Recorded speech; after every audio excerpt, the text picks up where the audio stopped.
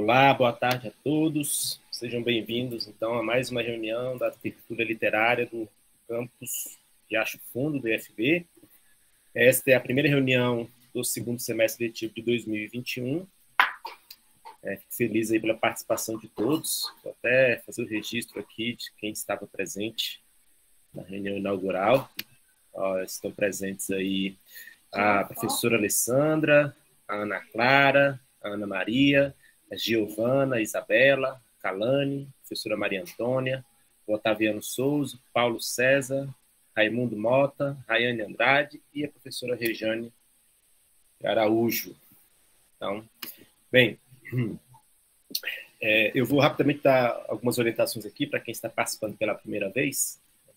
Comumente, nós elegemos um texto, realizamos a leitura desse texto durante a semana e trazemos o texto para leitura e discussão na sexta-feira.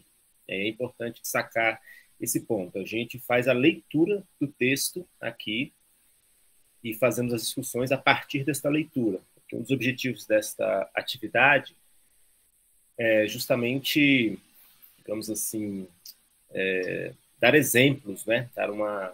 Ensinar pelo exemplo, né? De como que a gente pode realizar a leitura de textos literários, ok?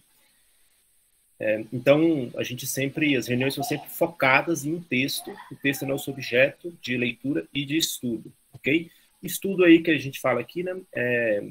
Eu trago informações adicionais a respeito do texto, vou costurando alguns comentários interpretativos, e aí a gente vai, com isso, desenrolando, né, um diálogo em torno do texto, né, sempre tendo o texto como... Estou só recebendo aqui na sala a ilustre presença do professor Rafael. Professor Rafael, seja bem-vindo. Então, o texto literário é sempre o objeto que está no foco das nossas reuniões, né? Hoje será uma exceção, porque é a primeira reunião do ciclo que a gente vai começar, que é o ciclo de leituras de mitos clássicos. Então, antes disso, eu gostaria muito de conversar com vocês sobre o mito, ok?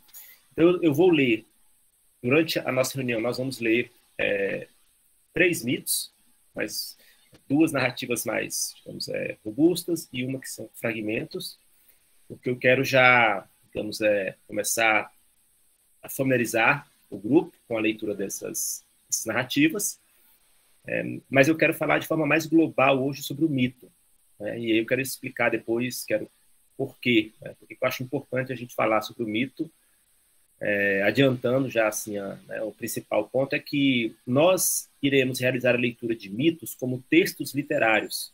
E, no entanto, os mitos, eles são hoje, para nós, textos literários, mas eles não foram assim durante todo o seu tempo, né? Eu vou falar mais sobre isso, né? Houve uma mutação no curso do tempo. Então, eu quero tentar fazer um exercício aqui para a gente tentar olhar para o mito, tentar perceber o mito, né, como um grego antigo percebia, e também como que membros de sociedades, podemos chamar de sociedades arcaicas, para usar aqui a expressão utilizada pelo Mircea Eliade, sociedades arcaicas liam um mito, né? Muitos nem liam, né? Como é que eles se relacionam com o mito, tá? Então eu vou iniciar aqui com o mito, a narrativa que tem por personagens principais, né? Boa tarde, Vitor. O Deucalião e Pirra. E aí eu escolhi essa narrativa porque eu tenho certeza que ao final dela a gente vai ver que, olha, eu conheço uma narrativa similar a essa. Ela é uma narrativa, digamos, de uma família muito específica de mitos, né? E que todos nós, tenho certeza, conhecemos uma história que é análoga. Então, vou iniciar aqui a leitura. Então. O que eu vou ler aqui, essa narrativa, ela é parte de uma narrativa maior, contada nesse livro aqui, o livro de Jordã Mitologia, que é sobre Prometeu e Pandora e a criação dos homens, tá? E aí tem o mito das três raças de homem, né? Os homens de ouro, os homens de prata, se eu não me engano, e os de bronze. Acho que não é prata não, mas depois eu vejo. Tá? Então ele vai estar contando aqui a idade do bronze. Vamos começar aqui. Veio em seguida a idade do bronze, jamais agitada e sob a ameaça das armas, mas ainda não inteiramente má. A pior foi a idade do ferro. O crime irrompeu como uma inundação. A modéstia, a verdade e a honra fugiram, deixando em seus lugares a fraude, a astúcia, a violência e a insaciável cobiça.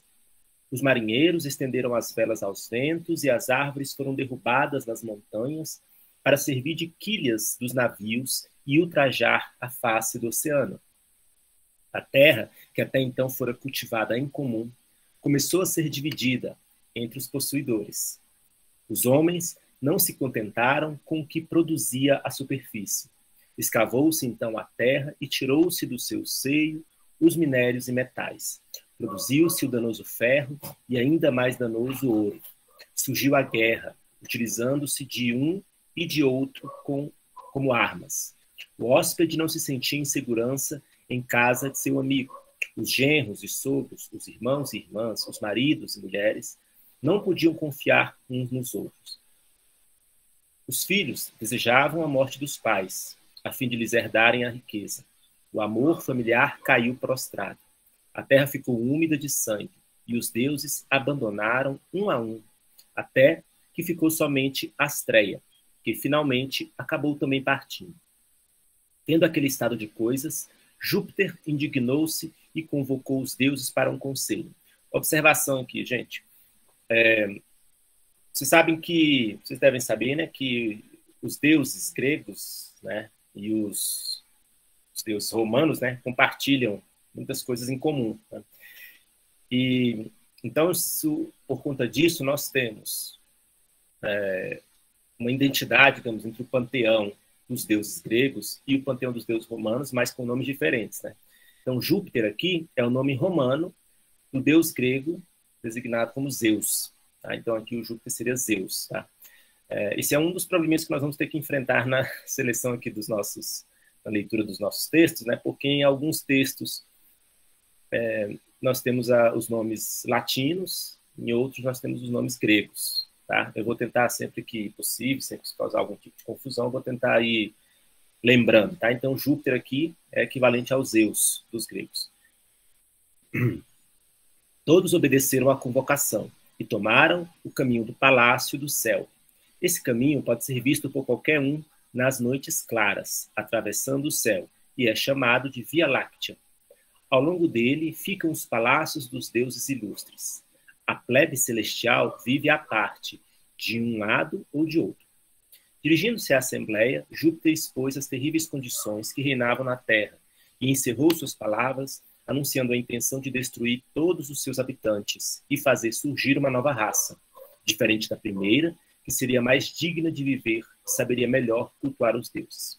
Assim dizendo, apoderou-se de um raio e já estava prestes a atirá-lo contra o mundo, destruindo-o pelo fogo, quando atentou para o perigo que o incêndio poderia acarretar para o próprio céu.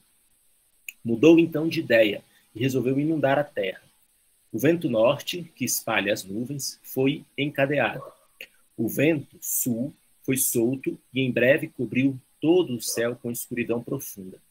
As nuvens, empurradas em bloco, romperam-se com fragor. Torrentes de chuva caíram, as plantações inundaram-se, o trabalho de um ano do lavrador pereceu em uma hora.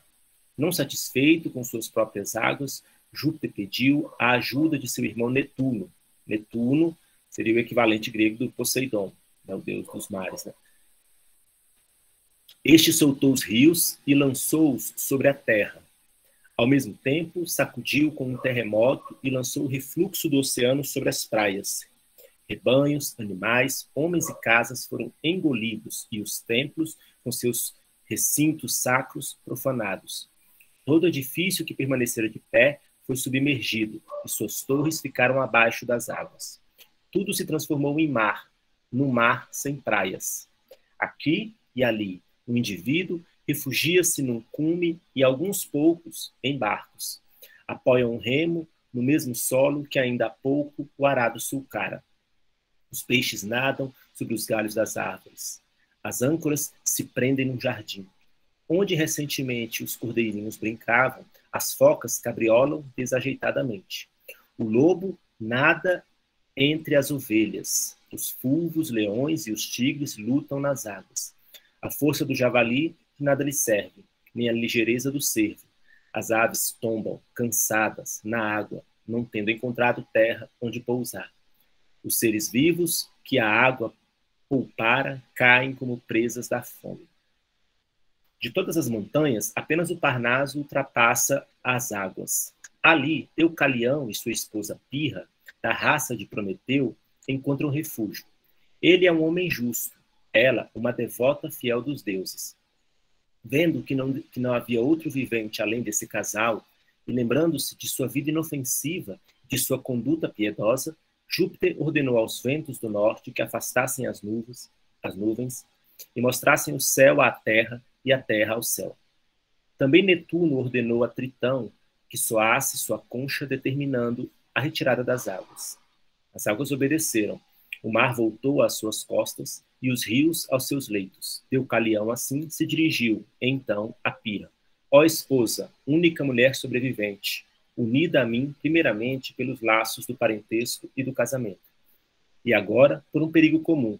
Pudéssemos nós possuir o poder de nosso antepassado Prometeu, e renovar a raça, como ele fez pela primeira vez. Como não podemos, porém, dirijamo-nos àquele templo e indaguemos dos deuses o que nos resta fazer. Entraram num templo coberto de lama e aproximaram-se do altar, onde nenhum fogo crepitava. Postaram-se na terra e rogaram à deusa que os esclarecesse sobre a maneira de se comportar naquela situação miserável. Sai do templo com a cabeça coberta e as vestes desatadas, e atirai para trás os ossos de vossa mãe. Respondeu o oráculo. Estas palavras foram ouvidas com assombro. Pirra foi a primeira a romper o silêncio. Não podemos obedecer, não vamos nos atrever a profanar os restos de nossos pais. Seguiram pela fraca sombra do bosque, refletindo sobre o oráculo. Afinal, Deucalião falou. Se minha sagacidade... Só um minutinho aqui.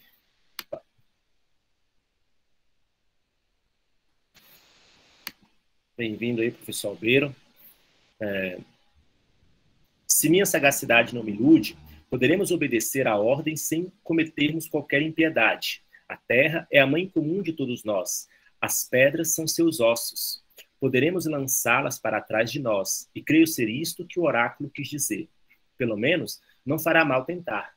Os dois velaram o rosto, afrouxaram as vestes, apanharam as pedras e atiraram-nas para trás. As pedras, maravilha das maravilhas, amoleceram e começaram a tomar forma. Pouco a pouco, foram assumindo uma grosseira semelhança com a forma humana, com um bloco ainda mal acabado nas mãos, como um bloco ainda mal acabado nas mãos de um escultor. A umidade e o lodo que havia sobre elas transformaram-se em carne. A parte pétrea transformou-se nos ossos. As veias ou veios da pedra continuaram veias, conservando seu nome e apenas mudando sua utilidade. As pedras lançadas pelas mãos do homem tornaram-se homens. As lançadas pela mulher tornaram-se mulheres. Era uma raça forte e bem disposta para o trabalho, como até hoje somos, mostrando bem a nossa origem. Algum comentário antes da gente avançar? O que vocês acharam aí? A pergunta óbvia é, né, este mito é parente de que história que nós todos conhecemos? Pelo menos já ouvimos falar.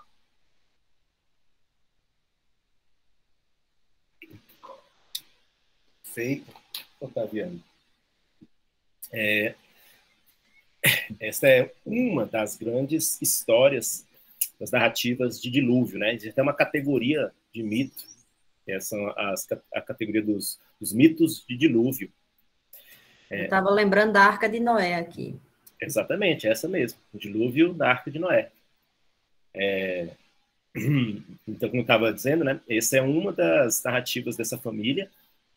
Além dessa, a outra muito famosa, que é o Gilgamesh. E há outras também, já descobriram várias narrativas de dilúvio, né? E essa é a narrativa grega, então, de dilúvio. O que esse parentesco nos diz? Seria uma questão interessante para a gente investigar, né? Mas, Rafael, você quer fazer algum comentário aí?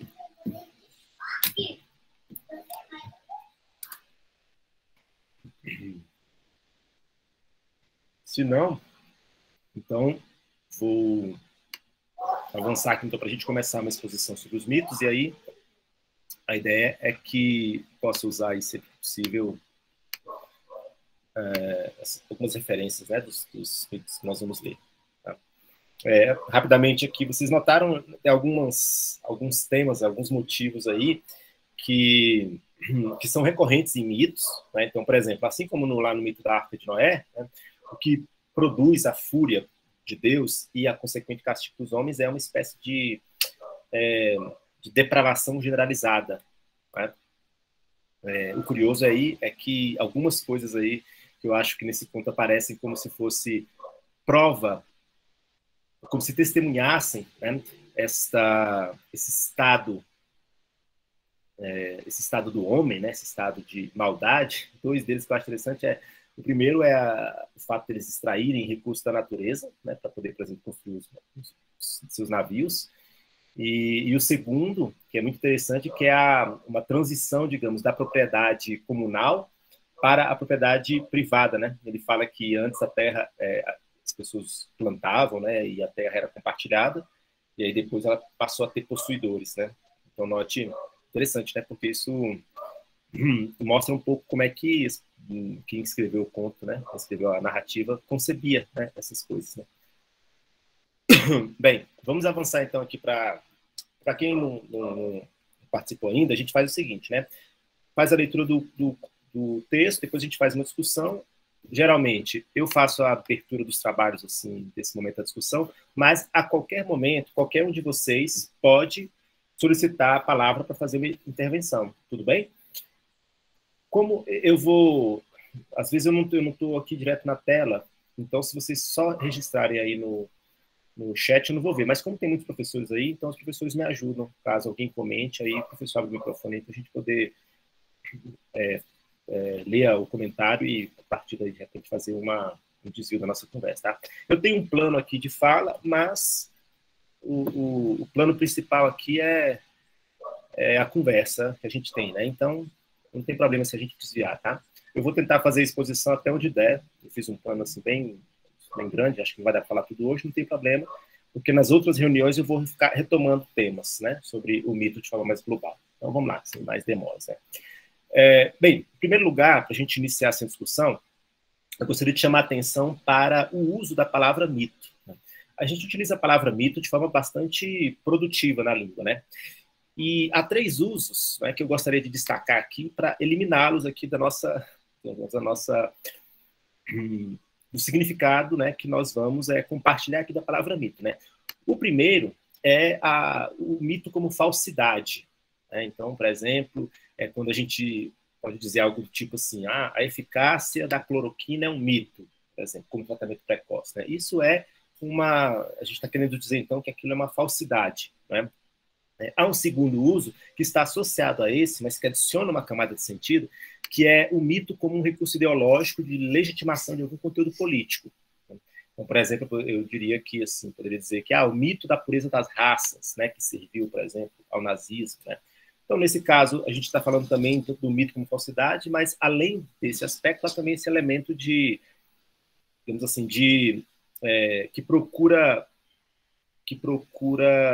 atrair a adesão das pessoas para uma certa concepção, né, ou projeto político, né? E há uma outra que ela é menos popular, digamos, no senso comum, mas é muito popular assim, entre pessoas mais intelectualizadas, que é a ideia do mito como um conhecimento pré-científico. Então, os mitos seriam, assim, uma espécie de... Peraí, só um minuto.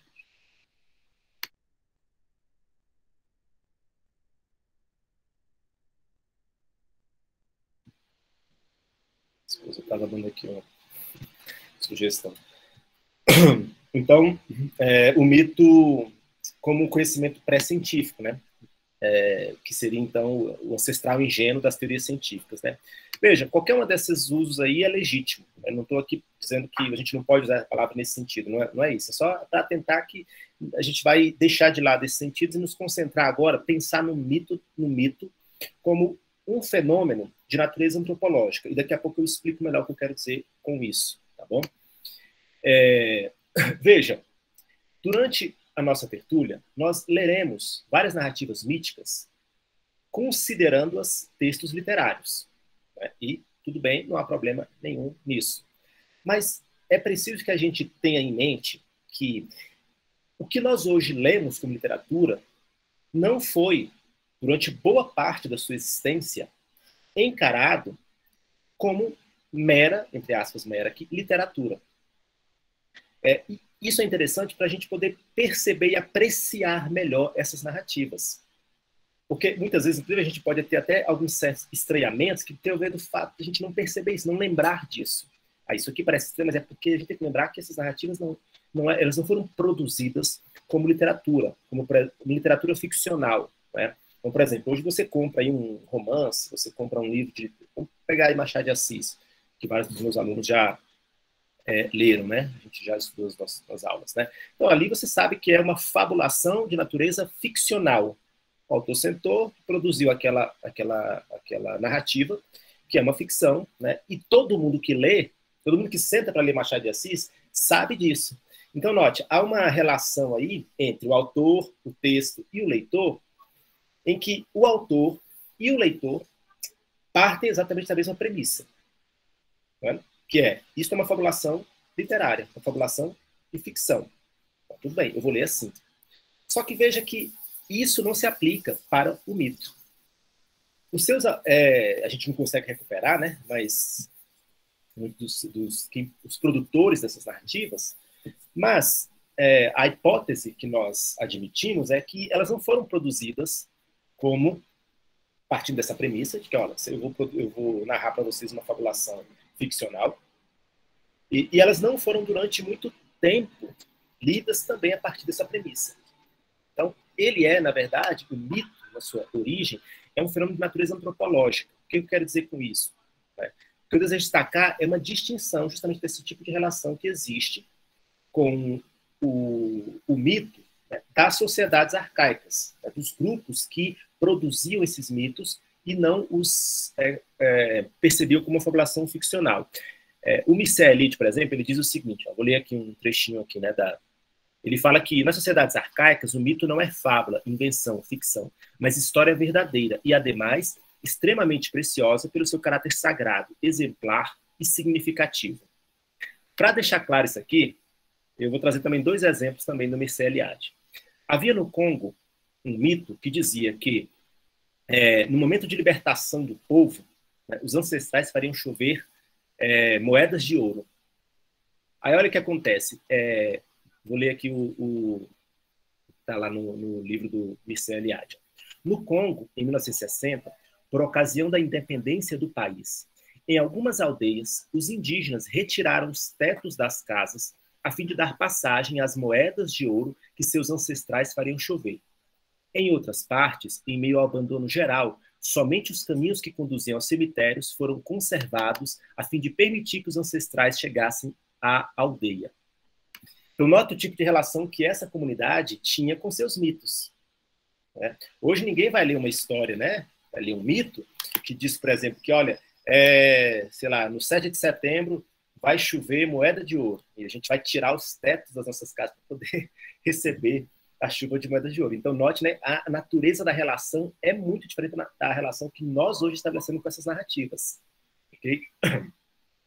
Vou dar um outro exemplo também muito interessante, em que o mito aparece integrado a um rito que celebra o nascimento do chefe da tribo. Olha que legal. São os cantos genealógicos polinésios. Esses cantos rituais genealógicos são compostos pelos bardos quando a princesa está grávida e comunicados aos dançarinos de hula, que devem aprendê-los de cor. Os dançarinos, homens e mulheres, dançam e recitam o canto ininterruptamente até o nascimento da criança, É como se o desenvolvimento embriológico do futuro chefe fosse acompanhado de uma recapitulação da cosmogonia. Cosmogonia é uma palavra grega, inclusive de origem grega, né? Cosmos, a gente pode trazer para o universo. E esse gonia aí, ele é da mesma família da palavra Gênesis, né? Que ficou muito associada à criação, né? Mas que a gente pode traduzir também, talvez até de forma mais precisa, como origem, né? Não necessariamente como criação, né? Porque, claro, há uma diferença, né, dessas palavras. Elas são próximas, mas há uma diferença de sentido importante. Nós depois retomamos esse tema. Então, recapitulação da cosmogonia, da história do mundo e da história da tribo. Por ocasião da gestação do chefe, o mundo é simbolicamente refeito. A recapitulação, através dos cantos da dança, é simultaneamente uma rememoração e uma reatualização do ritual dos eventos míticos essenciais ocorridos desde a criação. Então, olha que interessante, né? Aí, né? Para a gente entender, deixar claro assim, o tipo de relação que essas sociedades arcaicas tinham com seus mitos. Né? Não é a relação que nós vamos estabelecer aqui, é uma relação, digamos assim, já de terceiro, quarto livro, né? Para a gente, os mitos são textos literários, né? Isso, professor, além do caráter pedagógico dos mitos. Nós vamos falar um pouco mais disso daí quando eu for falar sobre os mecanismos de transmissão dos mitos. E a gente vai ver como que o mito estava presente na própria formação da consciência dos homens gregos. Rafael, vontade. Boa tarde, professor Alex. Boa tarde a todos. Ainda a respeito dessa questão, desse ponto do mito como um fenômeno antropológico, é interessante também refletir sobre a origem desses mitos. É muito complicado, altamente complexo e talvez uma tarefa irrealizável definir a origem, a datação exata do surgimento dos mitos, especialmente considerando aí a mitologia grega, que vai ser o principal objeto da tertúlia. Então, essa origem também se confunde com outros, como o Alex até ressaltou, outros rituais que estão associados à dança, ao canto, à oralidade, à transmissão da cultura pela oralidade. E nós lidamos com registros desses mitos, que são registros escritos, de alguma tradição que se iniciou por meio da escrita, de um registro aí mais sólido, que pudesse vencer a ação do tempo e ser transmitido e retransmitido por gerações. Então, quando nós fazemos um estudo sobre a mitologia grega, em especial, nós recorremos a alguns dos textos literários fundadores dessa cultura, especialmente Homero, Hesíodo, que tem uma obra chamada Teogonia, o Hesíodo. O Homero, muitos conhecem pela associação com a Ilíada, a Odisseia, mas são textos que se situam historicamente no século VIII, VII, antes de Cristo. Então, nós estamos lidando aí com um tempo muito recuado, que está, assim, considerando a humanidade no seu tempo atual, em que nós vivemos na contemporaneidade, com valores, tradições, cultura, uma língua, um sistema de cultura completamente distintos do que nós vivenciamos, mesmo se nós associarmos isso às religiões que nós cultuamos. Então, é curioso também pensar nesse aspecto, esse aspecto da oralidade e da transmissão desses mitos pelas gerações e por essas formas culturais que muitas vezes nós não temos um contato direto. Então, quando o professor Alex faz menção aí à Polinésia, ao Congo, nós estamos lidando também com tribos, com civilizações que muitas vezes não têm a cultura escrita. São sociedades ágrafas. E como é que a gente lida também com esse material? Os grandes pesquisadores da mitologia, entre eles o Joseph Campbell, ele estudou mitologias que não necessariamente são mitologias escritas, de tradição escrita. Então, é também uma ligação que se dá em relação a essa origem da mitologia grega, que certamente também teve esse período da oralidade e dos costumes que não estavam necessariamente enraizados ali por meio da escrita ou de outros registros semelhantes. Era esse comentário, Alex. Excelente, essa questão da origem, né? Aliás, acho que até essa palavra, ela é... Quando você começa a se aprofundar na questão, ela se desfaz. Né? Você pode procurar a origem dessas narrativas, você nota que você pode sempre recuando, você sempre vai encontrar. E interessante porque, com esse mito que foi lido inicialmente, Deucalião e Pirra, nós temos também aí essa tentativa desse encontro de uma origem. E muitas vezes nós podemos associar uma origem até do ser humano, né, do homem, da mulher ali representados, como uma origem muito fantasiosa, pré-científica, que não é o que você já limpou aí do nosso terreno. Não é bem isso, porque esse é um olhar que nós estamos lançando a partir do nosso tempo e do que nós somos, né, como criaturas inseridas em determinadas sociedades completamente distintas daquelas que criaram esses mitos e viveram plenamente esses mitos. Agora, só para também, assim, para a gente não ficar parecendo que esse tipo de relação mais, como é que eu posso dizer, de mais fidelidade, né, às histórias, uma relação mais quase mágica, ela não ocorre somente nas sociedades que a gente pode chamar de sociedades arcaicas, né, ou sociedades primitivas, né, como nós podemos chamar também. Primitivas, só para deixar claro aqui, vem de primeiro, tá? Eu vou dar um exemplo aqui que eu tirei de um outro texto muito interessante, que é o seguinte: a historiografia durante o reinado dos Tudors, né, ela fornece um exemplo muito interessante, né? O Henrique VII, ele patrocinou uma historiografia que era testada inclusive por um genealogista que foi contratado pelo rei, por ele mesmo, né, que ligava sua família ao rei Arthur e, em última instância, a Enéas, que é um personagem da Ilíada. Um personagem, inclusive, que também tem muita importância para o mundo romano, né? Que Enéas também é como se ele também houve uma tentativa lá no mundo romano de ligar a origem dos romanos a esse personagem mítico, né? E aí eu vou ler aqui um trechinho então, que eu tirei do livro do Huitfeldt, que é o seguinte, ó, ele explica o que é. Cadê?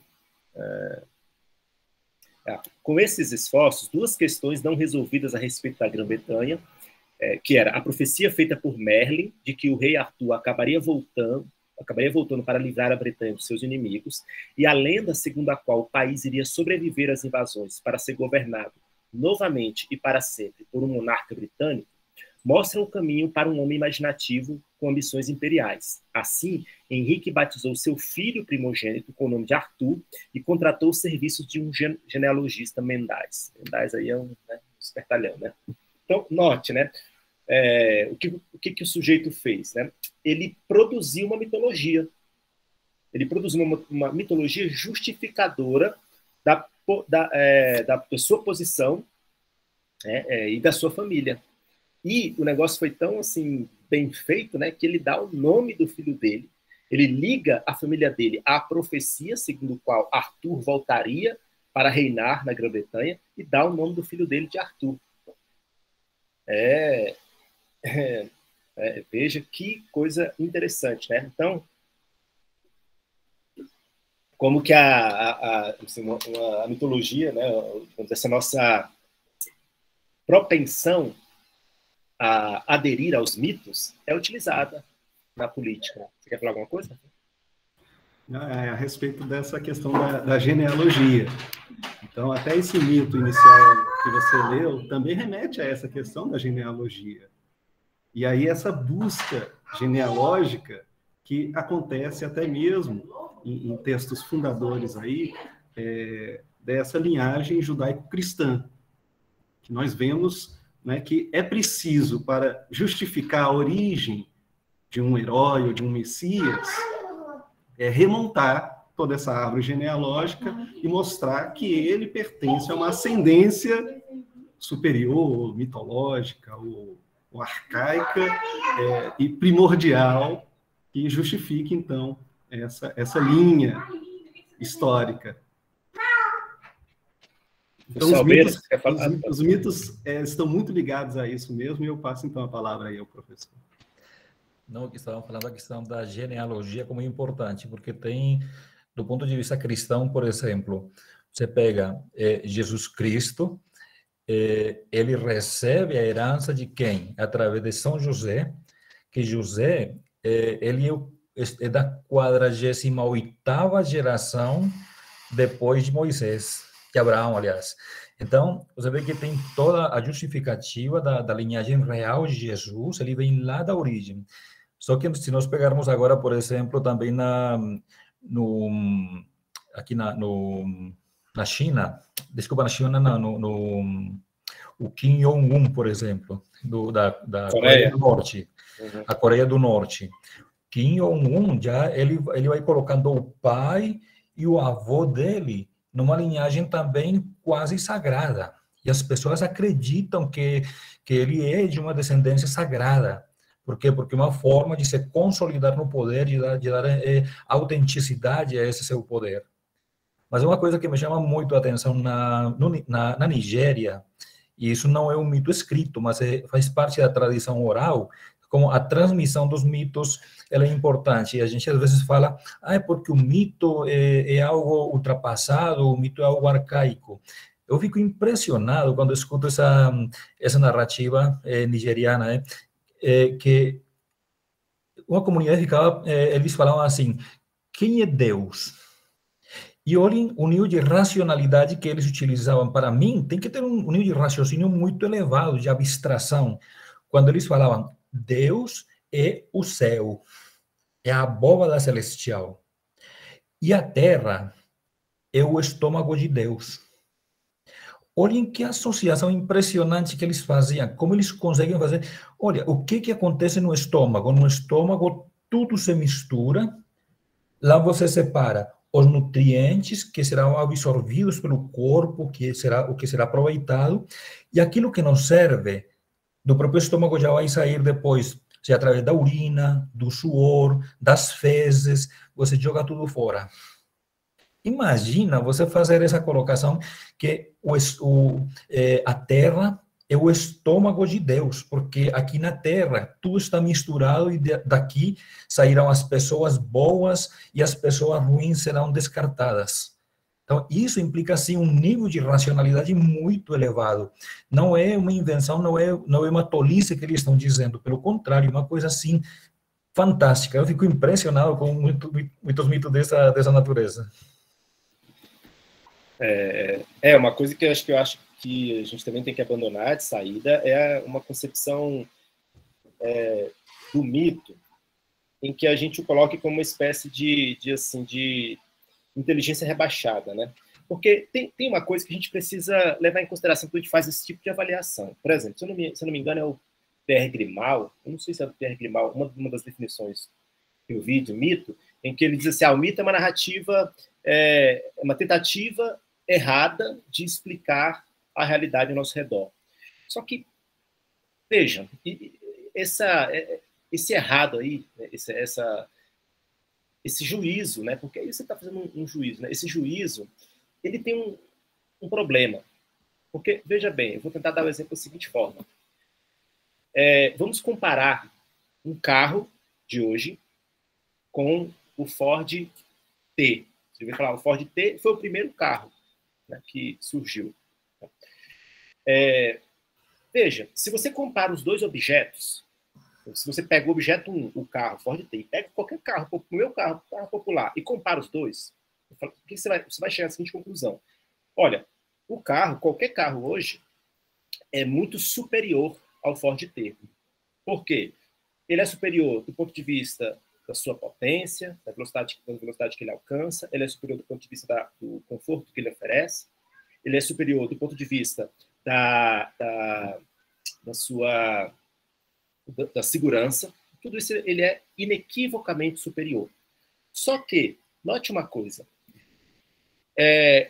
essa comparação ela precisa considerar o seguinte, sim, mas olha só, o Ford T, na sua época, ele era a fronteira da tecnologia. Ele não é que ele era, na verdade, ele fez avançar a fronteira da tecnologia dos carros.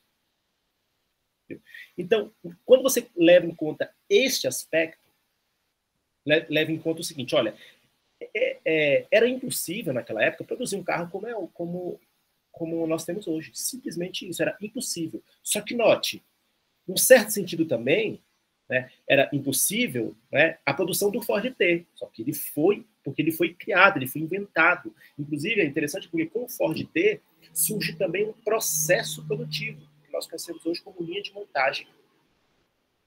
Então, nesse sentido, o Ford T é superior a todos os outros carros, porque ele fez avançar a fronteira e ele iniciou o processo que iniciou essa evolução que levaria aos carros que nós temos hoje. Então, veja, quando você fala que o mito é uma narrativa errada, bem, tudo bem, se você compara com as nossas teorias científicas de hoje, né? Mas essa comparação, ela soa imprópria. Vocês concordam comigo? Ela soa imprópria porque, veja, eu não posso exigir daquelas pessoas ali que viveram 50 anos atrás que produzissem o que nós produzimos de teoria científica com a tecnologia que nós temos, com todos os avanços que nós conseguimos, inclusive a partir disso que elas produziram. Então, de certa forma, eu acho que o mito ele está ali na origem, né, dos avanços que nós produzimos. Desde já eu quero dizer aqui, declarar que eu, ao contrário de muitas pessoas, eu tenho uma visão progressista da história. Eu acredito firmemente que sim, existe o progresso e que nós assistimos o progresso em vários setores da nossa vida, inclusive o progresso civilizacional, eu acredito nisso, né, porque eu sei que isso é um pouco de demodê, então, no conhecimento, por exemplo, né, eu vejo, então, assim, que não faz muito sentido eu ficar julgando o mito como errado, porque era aquilo que podia ser produzido naquele momento. Não sei se foi claro ou se eu confundi as coisas. Agora, sobre esse tópico da genealogia, eu queria só rapidamente voltar um pouquinho aqui, né, porque o professor falou da genealogia de Jesus, né, e o Rafael também falou, e, se eu não me engano, é no livro de Mateus, e o professor pode me corrigir se eu estiver errado, mas é no livro de Mateus, acho que é o livro que abre com a genealogia de Jesus, ou é o de Marcos, eu não me lembro bem, mas eu acho que é o de Mateus. E é interessante porque a genealogia de Jesus, ela leva, como o professor falou, ela passa por Davi, que é a figura messiânica, né, do Jesus, filho de Davi. Está falando aqui que dentro da narrativa bíblica, Jesus, filho de Davi, os judeus como descendente de Isaac, usados como descendente de Ismael. Inclusive, essa narrativa usados para justificar o conflito teórico. Exatamente. Mas então, olha só, a narrativa, a genealogia de Jesus, ela passa por Davi, que é o grande rei, né? E aí, passando por Davi, passa também por Salomão, né? Os dois grandes reis das crônicas, né, dos judeus, né? As crônicas hebraicas, e judaicas, mais precisamente, mas não vou entrar nesse ponto aqui. Ela passa pelos patriarcas, os três grandes patriarcas, né, Abraão, Isaac e Jacó, mas ela alcança também, e pelo menos Paulo cita isso, não me lembro exatamente se a genealogia chega até, mas eu acho que sim, ela vai até Adão. Né? Aí, olha que coisa interessante, né? Jesus, a genealogia de Jesus, ela passa pelos grandes reis do povo, pelos patriarcas da nação e pelo homem original. Então, de alguma forma, essa ideia está associada com esse mito que eu referi, né, que o Mircea Eliade, na verdade, referiu, né, os mitos polinésios genealógicos, né, ela evoca essa mesma ideia, que é de fazer essa ligação entre essas duas coisas. Né? Então, o homem original e depois, e aí Paulo, em uma das suas cartas, que eu não me lembro agora, né, ainda dá assim uma pincelada nisso, né, e faz aquela comparação do primeiro homem, né, com o último homem, né, um que nos joga na perdição e o outro que nos redime dessa perdição, né. Mas todo mundo passa por Adão, não? Ana Clara, a sua pergunta precisaria, assim, diria o seguinte, né, passa, né? Se todo mundo acreditar que nós somos originais, que aquilo ali refere-se a uma crônica que de fato aconteceu, sim. Só que há outras questões que a gente pode levantar aí, né? Porque, assim, né, eu acho que para deixar claro aqui também, né, eu sou ateu, então, assim, aquilo para mim também é um mito, né? Eu leio nesses termos, né? Você quer falar alguma coisa, professor Alberto? Sim, no, que a Ana Clara estava colocando, todo mundo passa por Adão, porque também existem várias formas de ser interpretado o texto bíblico. A exegese bíblica, do ponto de vista filosófico, já é a hermenêutica bíblica, não? Então, mas nessa perspectiva, para algumas pessoas, Adão era um homem e Eva era uma mulher.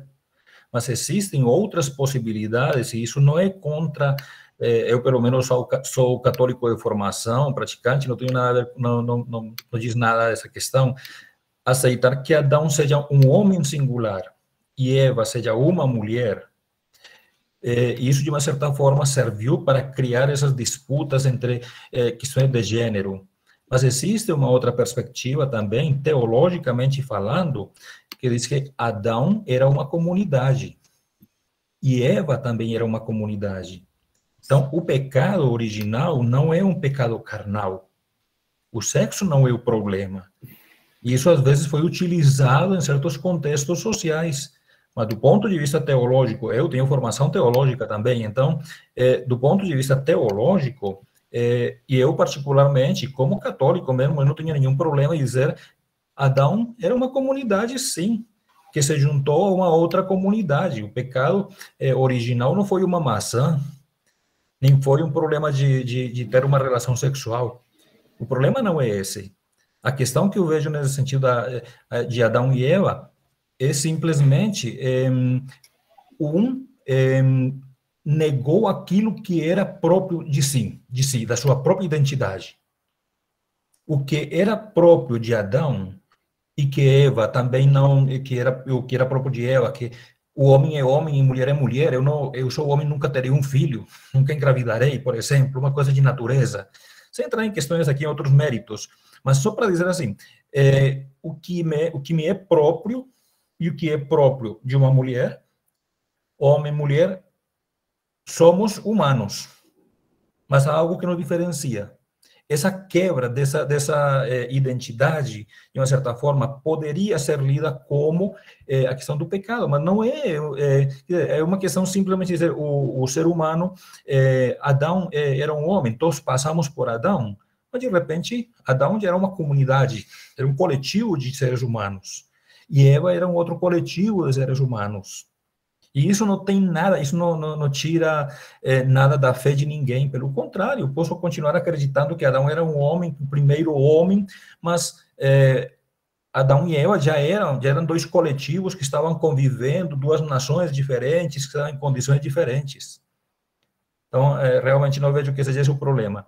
Mas, e a questão do mito, voltando para o mito grego, Alex, a questão do mito grego, há uma questão que me chama muito a atenção também, que é como a gente não pode falar que o mito é algo errado, como você estava colocando aí. Porque, pelo contrário, há uma grande questão aí. Quando o homem não entende, por exemplo, o trovão, ou quando o homem não entende a raiva, a violência interior do ser humano, ele projeta como que ele se abstrai de si. Então, eu coloco, eu crio um Deus, eu estou olhando, o homem, estou olhando para uma mulher muito bonita, que moça bonita. E eu fico com meu coração, meu peito está palpitando de emoção, porque eu acho belíssima aquela moça, isso me dá uma coisa. Eu fui flechado. Foi Cupido que me lançou uma flecha. Vejam, de uma certa forma, é uma maneira de eu entender, de eu explicar um sentimento, uma reação. Bem, eu não tenho como dizer o que acontece dentro do meu cérebro, as substâncias químicas que eu estou liberando, mas eu entendo, por exemplo, que existe a deusa do amor, o Deus do amor, na verdade, a deusa da beleza, os diferentes deuses, e eu atribuo a eles. É uma forma de explicar momentaneamente algo que eu não consigo explicar. Se eu não consigo explicar, por exemplo, que o raio não cai, mas que o raio sobe, e eu vejo, por exemplo, o estrondo e a luz, por que acontece isso? É porque os deuses estão brigando. Então, você vai explicando até que você consegue, de uma maneira concreta, explicar aqueles fenômenos. Então, o mito, de uma certa forma, ele passa, olhem só, os deuses, eles serão violentos, eles serão glutões, eles serão beberrões, eles serão invejosos. Tudo que havia de ruim aqui entre os seres humanos, também os deuses tinham os mesmos vícios, os mesmos defeitos. Então, termina sendo uma forma de entender, uma abstração. Você sai de si e consegue se projetar em um mundo exterior para tentar explicar, para tentar entender o mundo como ele existe, assim como a criação do universo. Como é que nós podemos explicar, então, o átomo, os planetas e essas coisas? Bem, mas te devolvo a palavra. Pessoal, vamos transitar aqui para um próximo tópico. As discussões estão muito boas, e quem quiser participar, fique à vontade. Eu quero tentar mostrar aqui os deuses gregos são caracterizados de forma mais humanizada, até mesmo Zeus, que supostamente deveria ser mediador do Olimpo, fazia coisas erradas. Interessante, Victor, a sua observação. Sobre esse ponto, eu vou fazer o seguinte, eu vou fazer aqui deixar só uma questão no ar para depois a gente voltar, né? Eu acho que nós precisamos fazer uma certa observação, que é o seguinte, né? Há uma concepção do mundo religiosa, né, que alguns antropólogos, né, chamam de uma concepção não moralista, não moral, não é nem moralista, não moral. Né? Então, por exemplo, se eu estava ouvindo um sujeito falar, né, não lembro exatamente se ele era teólogo e tal, e ele fazia a seguinte observação, que o Deus do Antigo Testamento ali, né, até o exílio babilônico, aquela religião, né, ela era uma religião não moral.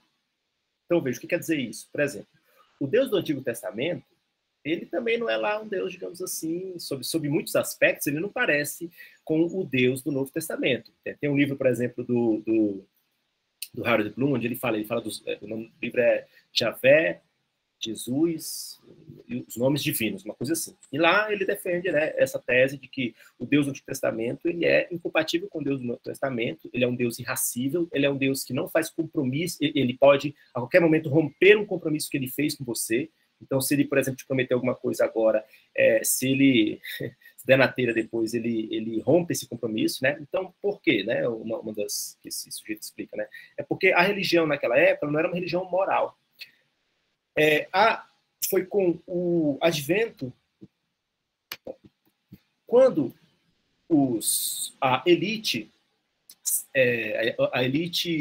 que estava na Babilônia, né? Porque também tem isso, né? Não foi todo o povo judeu que foi para a Babilônia, foi só, na verdade, a elite. Né? A elite volta, e aí ela absorveu certas concepções do zoroastrismo. E uma das principais concepções assim, uma espécie de moralização da religião. Aí começa uma separação mais radical entre o bem e o mal, etc. E aí é que começa, digamos, segundo ele, né, nessa religião, uma conexão mais profunda entre as suas concepções das divindades e a moral. Né? Eu esposaria a tese, né, de que isso acontece um pouco ali no mundo grego.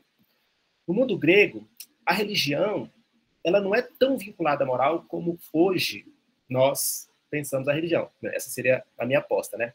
É uma hipótese, na verdade, né? Eu pensaria, não tenho hoje tantos argumentos, mas não é religião, vou deixar até a religião. Os mitos gregos, eu acho que eles testemunham uma etapa em que as concepções do divino não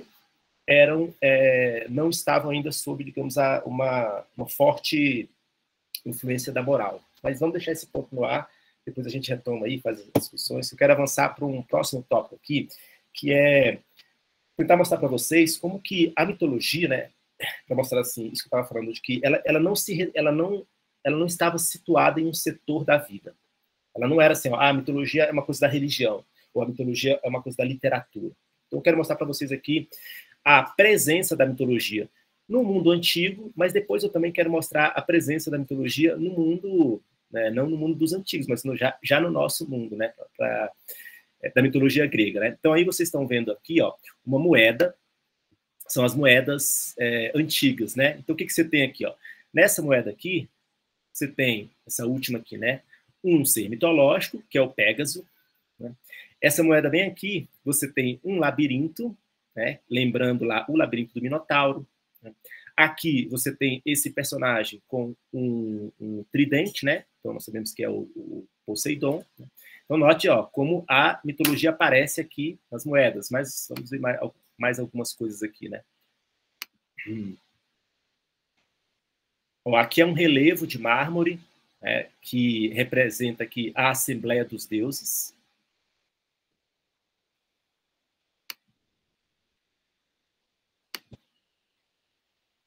Esse daqui, deixa eu ver se está mudando aqui. Ah, tá. Isso aqui é um vaso grego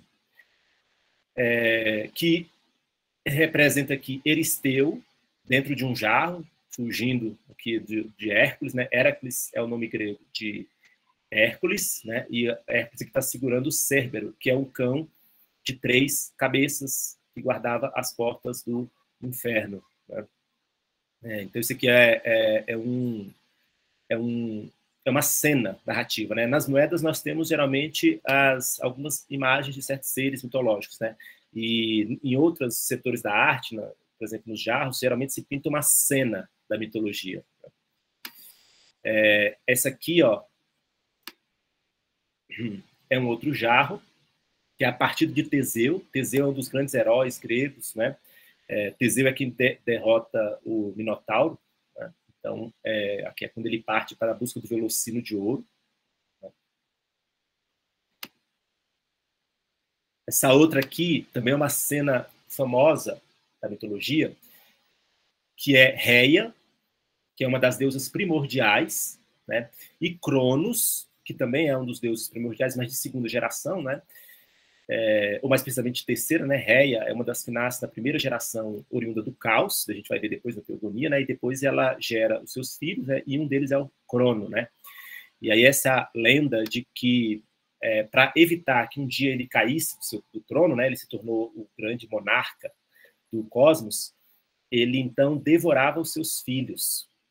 Ele devorava os seus filhos para evitar que eles um dia qualquer um deles se levantasse, né, contra ele, né? E aí a Reia, ela sempre paria o filho e entregava para ele e ele devorava, né? Só que aí uma vez quando nasceu Zeus, ela se serviu de um ardil para evitar isso. Ela entregou para ele uma pedra embrulhada num pano, né? E ele engoliu pensando que era Zeus, né? Olha a história, né? Então essa aqui é a cena que representa isso. Ele tomando na verdade a pedra como se fosse o seu filho, né? Para devorar.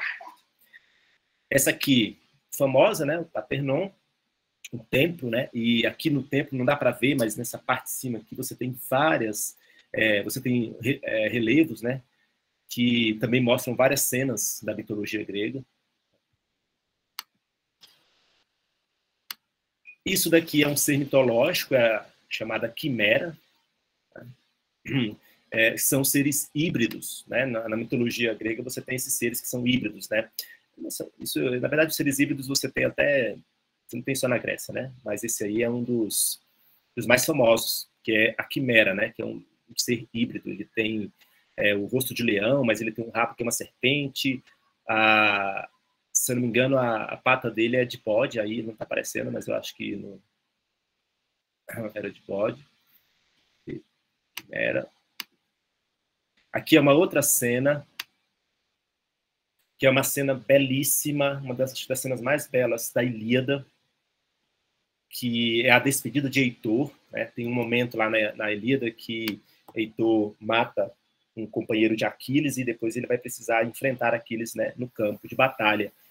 E aí, antes desse momento, o Homero, então, ele narra esse reencontro de Heitor com a sua esposa e o seu filho pequeno. E é lindo porque lá na narrativa, né, o filho ele fica assustado com o penacho do elmo, né? O elmo é esse capacete aí, o penacho é essa parte de cima. Deixa eu mostrar aqui. Essa parte aqui, ó, penacho, né? E ele balança e o filho fica assustado e aí o Heitor tira o penacho, né? Então ele está representando justamente esse momento, né? É lindo. Isso aqui, ó, era uma estátua que ficava na frente de um navio, né? Conhecido como a Vitória Alada de Samotraça, né? Eu acho esse negócio aí belíssimo, belíssimo. Esse drapejado aí da roupa dela é uma coisa assim maravilhosa, muito bonita. E tem essa outra cena aqui, ó, que ela não aparece na Ilíada, mas ela é uma cena famosa da história da Guerra de Troia. Laocoonte e seus filhos, né, sendo aqui agarrados por uma serpente marinha. Ocorre que eles descobriram o ardil dos gregos, né, que foi de construir um cavalo de madeira e colocar os guerreiros gregos dentro desse cavalo, para que o cavalo fosse colocado dentro da cidade, e à noite os guerreiros saíssem e destruíssem a cidade, né? E aí, para que eles não contassem, não revelassem o segredo, então, se não me engano, foi Poseidon mandou essa serpente aí que devorou, né, Laocoonte e seus filhos. Aí, isso aqui, então, são imagens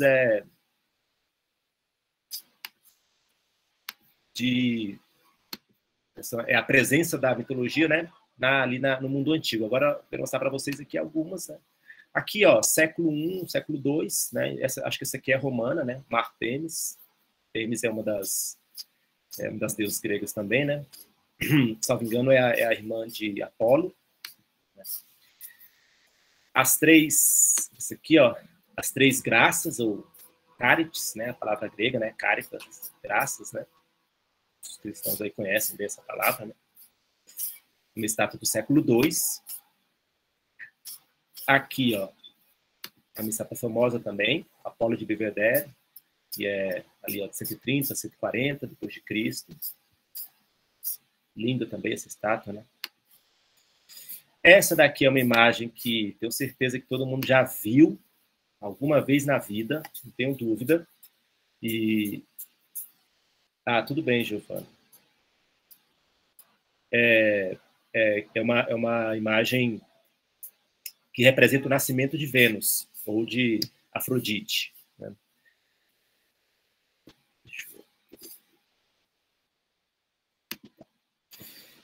Essa daqui, ó, é uma imagem muito bonita, que representa uma cena do mito de Apolo e Dáfne. Não sei se vocês notaram aqui, ó, o deus Apolo está correndo aqui atrás de uma ninfa, né, a ninfa Dáfne, e aí você está vendo que aqui embaixo tem como se fosse assim, tronco de uma árvore, né? É porque no mito ela se transforma em uma árvore. Ela foge dos galanteios do Apolo, só que Apolo é muito insistente, ela não aguenta mais. Na época não existia uma lei de importunação sexual, então os deuses, né, para poder salvá-la, a transformam em uma árvore. Então ela se transforma eu não me lembro qual é a árvore, mas ela se transforma em uma árvore.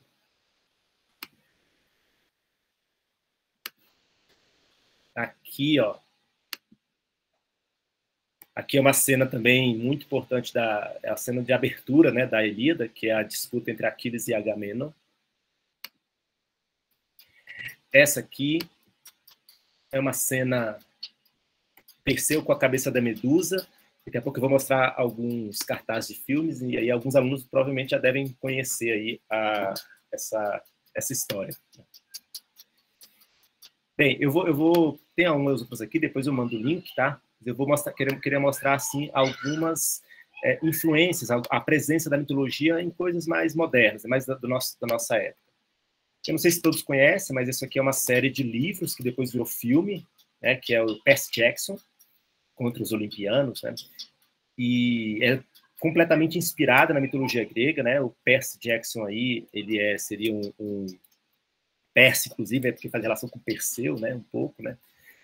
Ele é um filho de um deus grego, né? Ele descobre que ele é filho do deus grego, que tem os poderes. Uma outra um filme, né, que usou muitas referências do mundo da mitologia grega, foi Harry Potter.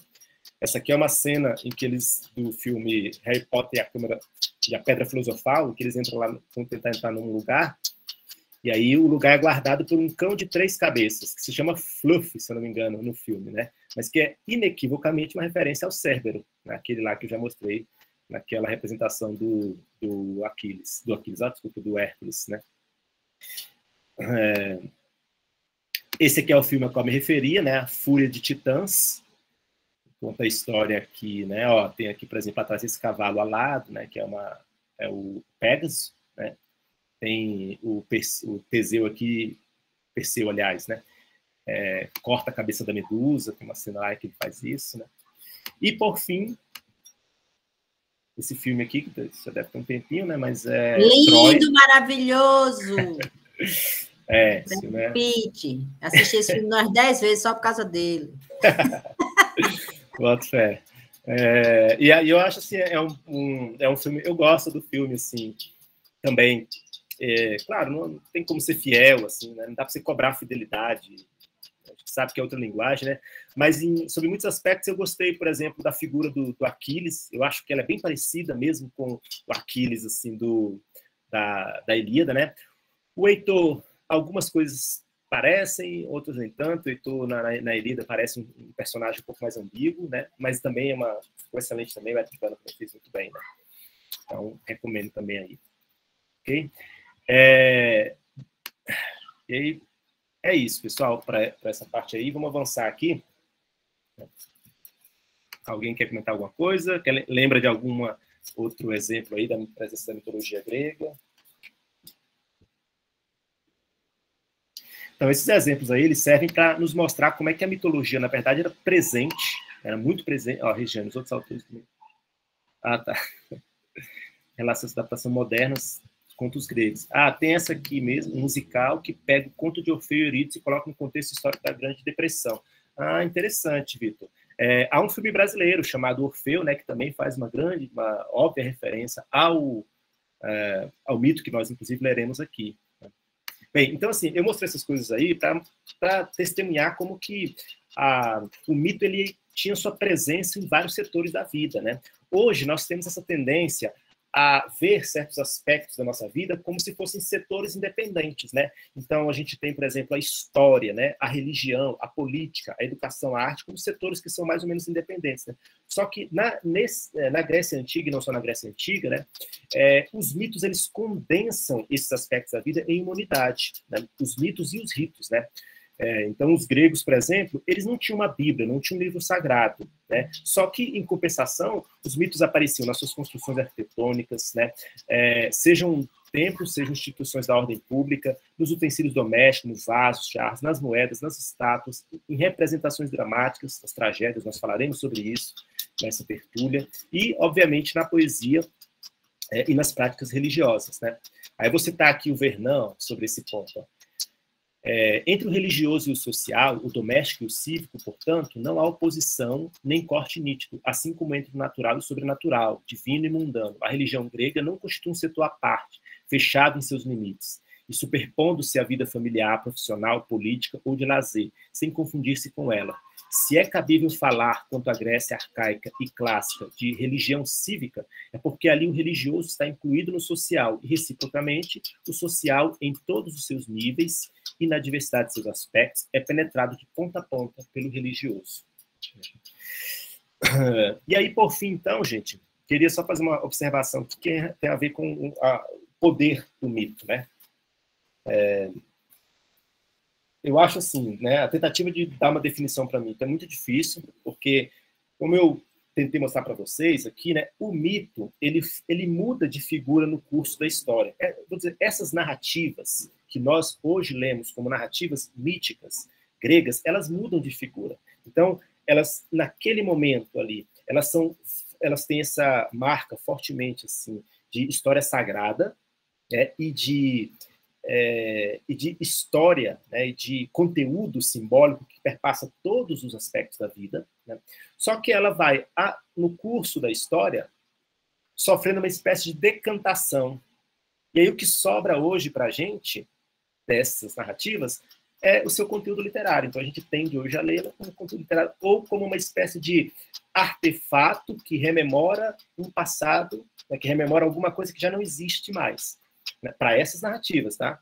Essas narrativas, né? Hoje nós não lemos essas narrativas como elas eram lidas, tá? Não quer dizer que o mito, de forma mais geral e global, ainda não exista, né, no seu poder, né? Então, eu diria que o mito é uma narrativa que sacralizadora, né? Porque ela outorga um significado e um prestígio, né? O objeto que é narrado no mito, de alguma forma, ele é como se ele se elevasse ali, né? O seu estatuto. O objeto e os eventos, né? Então é como se aquilo ali que é narrado ganhasse uma espécie de estatura, porque a origem dele é uma origem que remete a um tempo, como o Mircea ali fala, um tempo forte, né? E um tempo sagrado, um tempo em que havia uma espécie de conexão mais profunda entre o sobrenatural e o natural. A gente vai ler agora um conto, que eu queria mostrar para vocês, por exemplo, como é que é interessante, né? Note uma coisa, você vai numa caverna, entra numa caverna hoje, né? E você fala lá dentro da caverna alguma coisa. Você grita, por exemplo, o seu nome. Aí o que acontece? Você grita seu nome, Alex. Aí a caverna faz assim, não, Alex é meu nome. Rafael é melhor, né? Rafael! Aí a caverna faz assim, né? El. Ela fornece um eco, né? Note, a gente entra hoje numa caverna e esse evento é um evento meramente... Assim, a gente não dá grande importância, né, para isso. Mas vamos ler esse mito grego aqui para a gente verificar. Olha que coisa interessante. Deixa eu pegar aqui.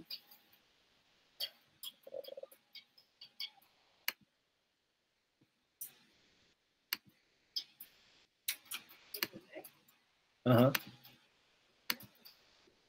Oi? Tá aqui.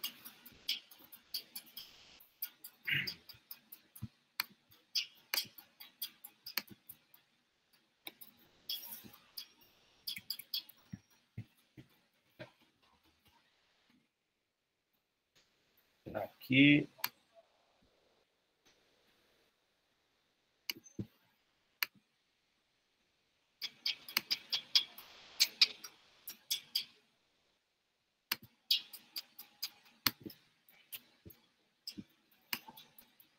Aí vou passar a palavra para a nossa leitora oficial aí, Ana Rosa, vai ler esse conto para a gente, esse mito. Começa ali em Eco e Narciso, tá? Eu sei que ficou um pouco pequeno aí, mas não estou conseguindo aumentar aqui. Tá. Esse áudio aqui tá bom? Tá bom. Eco e Narciso. Eco era uma bela ninfa, amante dos bosques e dos montes, onde se dedicava a distrações campestres. Era favorita de Diana e acompanhava em suas caçadas. Tinha um defeito, porém. Falava demais e em qualquer conversa ou discussão queria sempre dizer a última palavra. Certo dia, Juno saiu à procura do marido, de quem desconfiava, com razão, que estivesse se divertindo entre as ninfas. Eco, com sua conversa, conseguiu entreter a deusa, até as ninfas fugirem. Percebendo isto, Juno a condenou com estas palavras: só conservarás o uso dessa língua com quem me iludiste, para uma coisa de que gostas tanto, responder. Continuarás a dizer a última palavra, mas não poderás falar em primeiro lugar. A ninfa viu Narciso, um belo jovem que perseguia a caça na montanha. Apaixonou-se por ele e seguiu-lhe os passos. Quando desejava dirigir-lhe a palavra, dizer-lhes frases gentis e conquistar-lhe o afeto. Quanto desejava dirigir-lhe a palavra, dizer-lhe frases gentis e conquistar-lhe o afeto. Isso estava fora de seu poder, contudo. Esperou com impaciência que ele falasse primeiro, a fim de que pudesse responder. Certo dia, o jovem, tendo se separado dos companheiros, gritou bem alto: "Há alguém aqui? Aqui!" respondeu Eco. Narciso olhou em torno e, não vendo ninguém, gritou: "Vem! Vem!" respondeu Eco. "Por que foges de mim? perguntou Narciso. Eco respondeu com a mesma pergunta. Vamos nos juntar, disse o jovem. A donzela repetiu com todo o ardor as mesmas palavras e correu para junto de Narciso, pronta a se lançar em seus braços. Afasta-te, exclamou o jovem recuando. Prefiro morrer a te deixar possuir-me. Possuir-me, disse Eco. Mas tudo foi em vão. Narciso fugiu e ela foi esconder sua vergonha no recesso dos bosques. Daquele dia em diante, passou a viver nas cavernas e entre os rochedos das montanhas. De pesar, seu corpo definhou, até que as carnes desapareceram inteiramente. Os ossos transformaram-se em rochedos e nada mais dela restou além da voz. E assim, ela ainda continua disposta a responder a quem quer que a chame e conserva o velho hábito de dizer a última palavra. Então, note, né, que coisa interessante, né? Como tudo fica agora muito mais bonito, né? Como esse fenômeno natural sem maior importância ganha um significado quando ele é narrado no mito, né?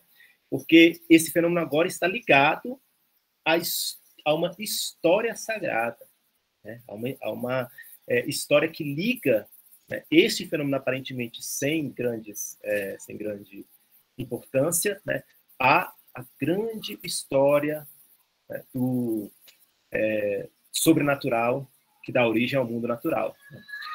Eu li também, assim, para poder fazer algumas comparações, eu li contos da mitologia celta, né? E aí tem, isso também aparece de forma muito interessante no conto. Tem uma pedra lá no País de Gales, se eu não me engano, é uma pedra, e essa pedra tem um furo no meio. E essa pedra, ela, se você for lá no País de Gales, por exemplo, ela tem como que um canteiro, né, para você visitar e apreciar, né, essa pedra. E aí o interessante é que há uma narrativa que explica por que a pedra tem aquele furo. Foi uma disputa entre dois guerreiros, né? E aí um dos guerreiros é muito forte e jogou a sua lança, e o outro guerreiro se escondeu atrás daquela pedra, mas a lança atravessou a pedra, deixou aquele furo ali e acerta e mata o outro guerreiro, né? Então, note, aquela pedra, ela poderia ser uma pedra como outra qualquer, digamos, com essa característica morfológica um pouco discrepante, mas só que não, ela agora é um objeto cultural. Tudo bem, então. É um objeto cultural agora que não é mais, assim, ela não é mais uma mera pedra ali entre as outras, né? Então note como que o mito tem esse poder, de alguma forma, de elevar o objeto, algum objeto, né? Os eventos que ele narra, né, a uma espécie de estatuto superior da existência. Alguém quer fazer alguma observação antes de a gente passar para o próximo tópico? Sobre o mito de Eco.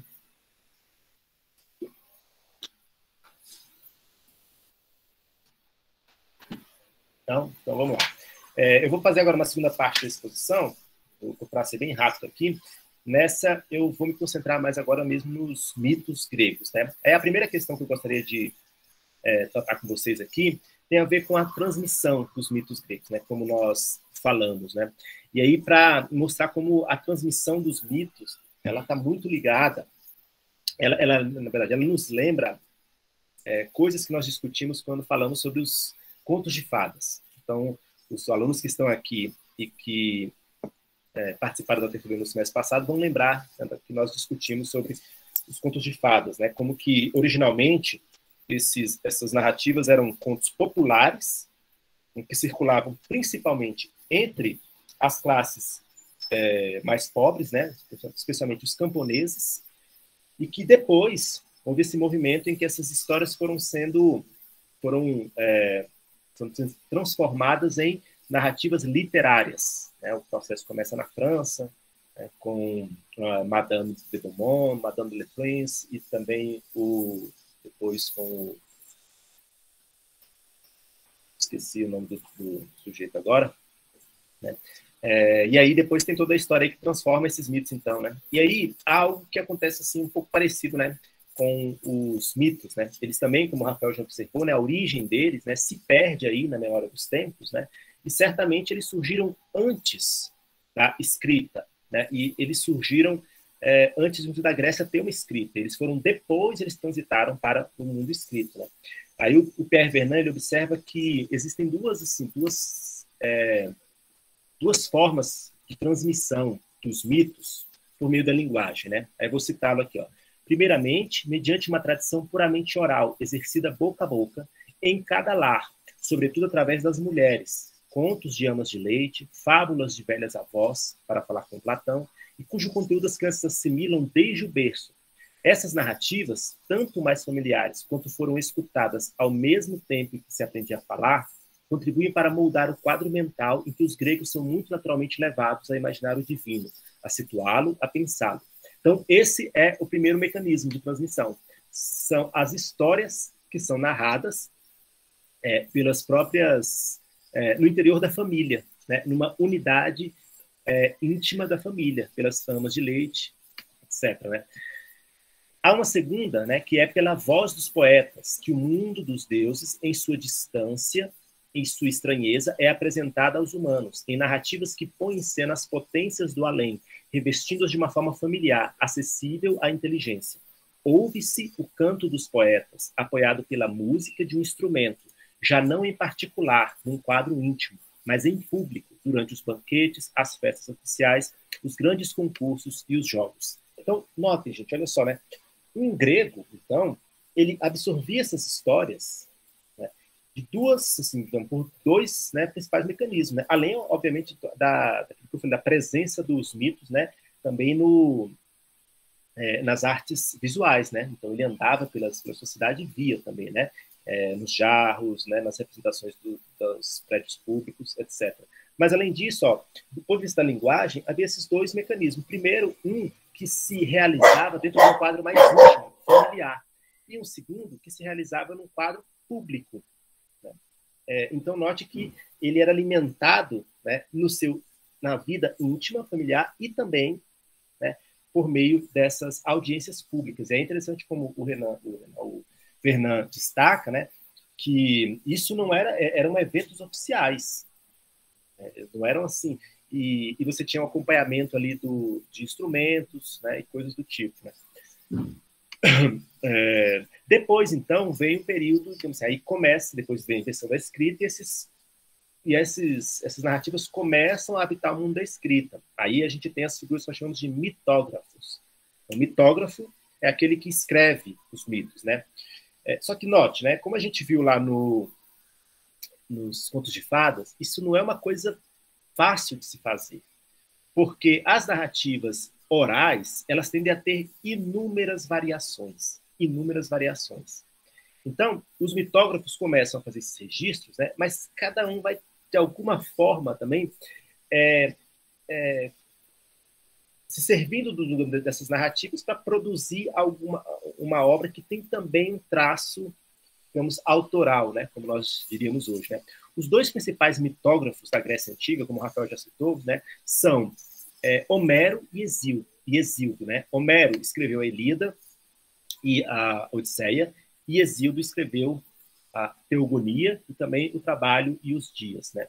E todas essas obras, na última, um pouco menos, na última ela não é uma obra propriamente assim, que se ocupa de narrativas míticas, mas aparecem, né, essas narrativas, no Trabalho e os Dias, do Hesíodo, né? Mas nas demais, né, você tem grandes narrativas míticas, né? Por exemplo, quem já leu Ilíada sabe que a Ilíada ela é uma espécie de narrativa moldura que enquadra dentro dela vários outros episódios mitológicos que são narrados. Então, por exemplo, é muito comum que na Ilíada você tem ali uma cena de batalha. Então, o guerreiro vai enfrentar outro guerreiro, só que muitas vezes a batalha corpo a corpo é precedida por uma espécie de batalha verbal, discursiva. E, nesse momento, alguém narra um trecho de uma narrativa mítica. Geralmente, essa narração ela tem a função de mostrar a origem daquele guerreiro. Então, vincular, por exemplo, aquele guerreiro a uma figura lendária do passado, né? Seja Teseu, seja, né, Hércules, etc. e tal, né? Então, ela tem várias desses narrativas, né?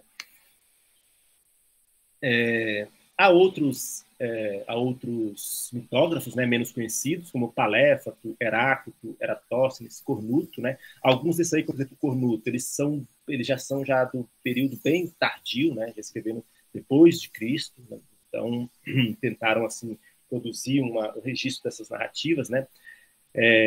Tem a biblioteca, um livro, né, de Apolodoro, que provavelmente é um dos mitógrafos que, assim, de maior fôlego, né, tentou fazer um grande registro dessas narrativas, e é hoje uma fonte muito utilizada aí por quem estuda mitologia grega, né? E aí há uma coisa também que eu gostaria de chamar a atenção, que é o fato de que o que a gente percebe, então, é que os mitos, eles eram a matéria que formavam a unidade do imaginário grego. A gente fala, por exemplo, de Grécia arcaica, né? Grécia antiga, né? Só que a gente tem que lembrar o seguinte, que quando a gente se refere a esse mundo grego, nós estamos falando de várias cidades-estados que eram mais ou menos, né, dependendo do período, né, independentes do ponto de vista político. A coisa muda um pouco quando vem a Liga de Delos, né, e etc e tal, mas havia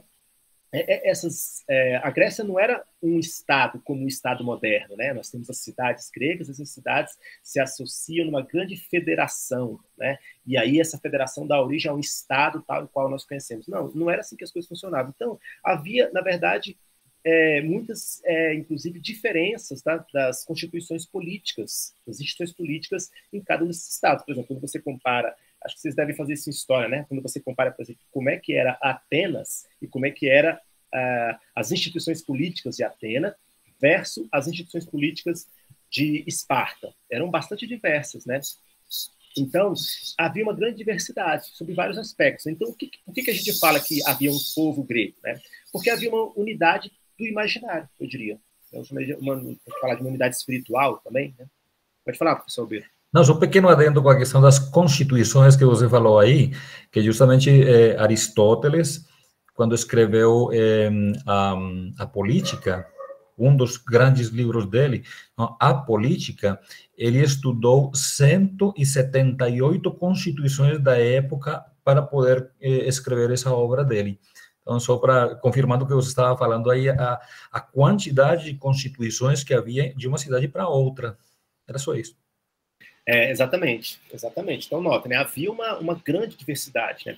E os cultos religiosos também, você tinha alguma diversidade, né? O que estava, então, por trás? Qual era o fundo comum? Né? O fundo comum, quem fornecia, era justamente a mitologia, a religião, de forma mais geral, vamos pensar assim, né? Mas os mitos, de forma mais específica, forneciam o fundo comum que dava essa unidade do imaginário grego. Okay? Aliás, é até interessante notar que havia os deuses das cidades, né? Cada cidade tinha o seu deus, que era o seu deus patrono, né?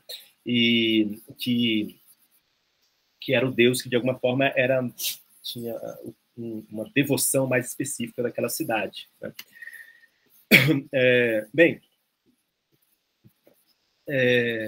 Agora, veja, só para a gente não...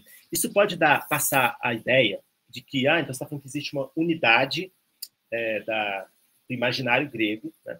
Então, eu deduzo daí que os mitos, essas várias histórias, compõem uma grande e coerente e coesa história sagrada, né? História mítica. Mas o problema é um pouquinho, não é exatamente assim que as coisas ocorrem. Na verdade, o que hoje já está bem assim claro, né, é que não existe assim não existe, mas pode ser uma leitura ingênua dessas narrativas, né, pode dar essa impressão então de que você tem essa grande história mítica grega, né? Só que note, isso não era bem verdade. Havia muitas diferenças e muitas variações dessas mesmas histórias, assim como nós vimos nos contos de fada. Quem participou da leitura no semestre passado, a gente fez a leitura de 4 versões, olha só, 4 versões do conto da Chapeuzinho Vermelho. E mostramos, assim, 4 versões muito diferentes uma da outra. Né? Não todas, né? Mas havia uma que era muito diferente da outra, né? Pelo menos, né? Pensando nas duas mais distantes, né? E acontece muitas vezes isso no mito grego, né? O mito grego ele é cheio de... se você for transformá-lo numa história, ele é cheio de inconsistências, né? Por quê? Veja, o exemplo, né? Vamos pensar o seguinte. Nascimento de Zeus, por exemplo. Veja, Zeus pode ter nascido no Monte Ida, a depender da versão da história. Ele nasceu no Monte Ida, em Creta, ou ele nasceu no Monte Dicte, também em Creta, ou ainda numa fonte chamada Clepsidra, ao sul do Peloponeso. Então, notem, né? Quer dizer, um evento que seria o nascimento de Zeus, né, aparece, a depender da cidade, né, Zeus nasce em lugares diferentes. A teogonia, por exemplo, o nascimento dos deuses, nós vamos ler aqui, e eu vou trazer fragmentos do Hesíodo. Mas, na verdade, não existe uma história da criação, ou das origens, né? Existe mais de uma, e com diferenças significativas. Como, por exemplo, quando que o amor nasce? Né? Em algumas das histórias, o amor é um dos deuses primordiais, em outras não. Ele é um deus que nasce lá, lá pela terceira ou quarta geração. Então, há muitas variações nessas histórias. Há algumas inconsistências notáveis, como, por exemplo, na narrativa da gigantomaquia é a guerra dos deuses olímpicos contra os gigantes, os monstros gigantes. Né? Os gigantes, para que eles fossem mortos, eles precisavam ser feridos simultaneamente por um imortal, um deus e um mortal. Então, quem participa desta batalha na posição dos mortais é Hércules. Só que a batalha ocorre antes do nascimento de Hércules. Então, nota, ele participou de uma batalha antes de nascer. Né? Então, assim, quando você começa a fazer um estudo para tentar compor uma espécie de meta-narrativa, juntar todas essas narrativas em uma grande narrativa, você nota que você não consegue fazer isso. Porque as histórias têm muitas variações, né? Há muita incongruência. Né? O que, na verdade, se você pensar bem, era de se esperar se você imaginar que esses mitos surgiram não como um grande sistema que foi produzido por uma cabeça, ou ainda que sejam várias cabeças, mas todas elas com o mesmo propósito. Né? Vou citar aqui o Pierre Grimal, por exemplo, né? Ele diz assim, a unidade não é introduzida senão de maneira fictícia e secundária. Os mitos não nascem como um conjunto organizado, à maneira de um sistema filosófico, teológico ou científico.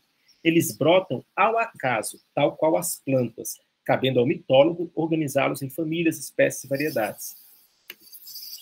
Ou seja, a origem dos mitos é marcada por uma espontaneidade que, por conta disso, vai produzir essas incongruências. Então, muitas vezes você tem, por exemplo, os trabalhos de Hércules. Por exemplo, eu estava lendo que, na origem, não se tratava de 12 trabalhos de um mesmo herói. Eram 12 histórias com personagens diferentes, mas que depois foram unificadas sob a figura de Hércules.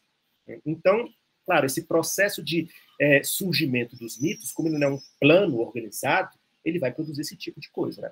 Então, quando a gente for fazer a leitura dos mitos, eu vou tentar sempre mostrar isso. Olha, esse conto aqui tem uma variação dele, que é essa, igual a gente fez lá nos contos de fadas. Né? Bem, aí, por fim, eu vou ler aqui, para a gente encerrar com chave de ouro, né? Nós vamos ler aqui um fragmento de uma tragédia grega, que é a do Prometeu acorrentado. Nós vamos, né, fazer a leitura aqui, depois do Prometeu. Tudo bem, Ana Clara, você vai ter que sair. Tudo bem, sem crise. Eu estou gravando, depois vou colocar à disposição lá, quem quiser pode concluir a audiência pelo link da gravação. Tá? Então, eu vou colocar aqui para a gente ler um fragmentozinho aqui dessa peça do Ésquilo.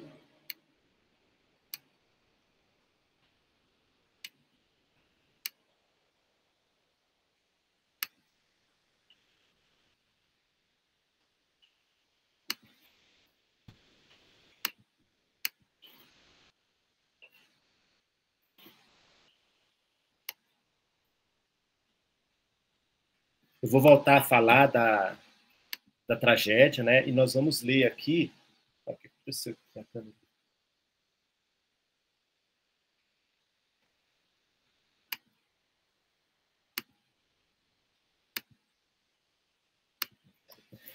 Nós vamos